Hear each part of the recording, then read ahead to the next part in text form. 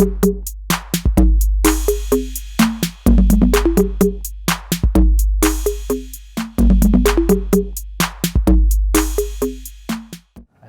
been huge changes in advertising. Yeah, the talk went from print to how we specialised in print to how we specialised in TV, conquered that, and then disappointingly digital came along and we had to try and conquer that, which we did do. So we're in a great place now to do platforms. I guess that puts us in a place now, a vantage point to look around at and being able to do platforms for clients to work out what we do next. The one thing that hasn't changed is I know that we've always been in the business of behaviour change. We just have new ways of doing it. It's our job to try and persuade people to a point of view. The other thing that hasn't changed really is that we have to get noticed, and funny enough I think that's the most difficult thing that maybe is getting lost more and more, with more opportunities to contact people, being able to make content for cheaper and so on. It must be that mainly what we're doing is contributing to all of the clutter out there.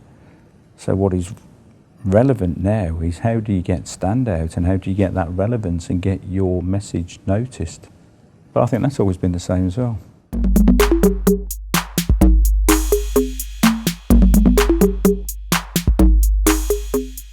There's been a few milestones at AMV, from the founders starting the agency through to David Abbott retiring was a huge milestone for all of the employees. After all, everyone believed so much in what the founders stood for, and their way of going about business and treating people was a big part of it. The pivotal part was, I think, when BT and Sainsbury's went to pitch, and we really had to reinvent ourselves, restructure to win that pitch. It was also the time when even Guinness were probably questioning the capabilities of the agency to go forward. Lots of people were using the word digital at the time, not really knowing what it meant. We had to look to the future and change the way we approached work, so we weren't just doing traditional work. But we did that, and we came through using great strategies, using our really strong strategic department, and we kept the Sainsbury's and BT account, and Guinness went on to not only win the best ad of the year, it won the Palme d'Or at Cannes that year, but then we'd already built in a digital part to that campaign, which was the first time we'd ever done that.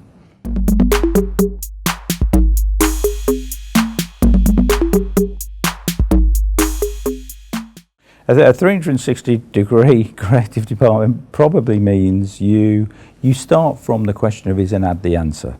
If an ad is the answer, then we have easily the capability to do that. It's what we did for many years. But sometimes it's not the answer these days. You're looking for something else. The answer could be a pop-up, an experiential thing. There's many. It could be content. We may even make the content. So there's so many sides now. I think you need a department that is capable of looking across all of the options. If you're blinkered and only have, let's say you only have people who are capable of print, that's what they will produce. You need people who are capable of looking at everything. And then it's about choice. Where do you choose to put all of those efforts? What do you think would be a great investment for the clients?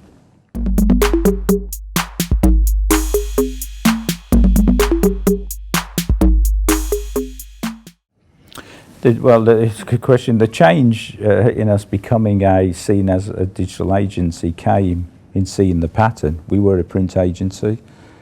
We had seen that we could become a TV agency, so we knew we could change the way we appeared.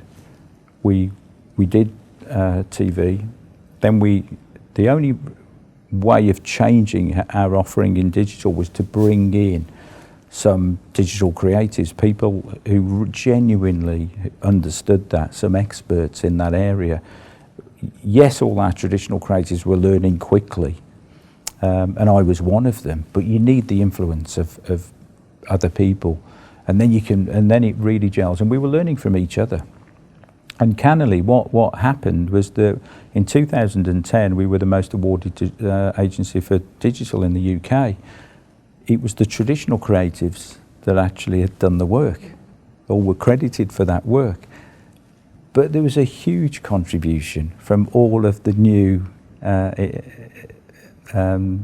enthusiasm from and expertise of those new digital people.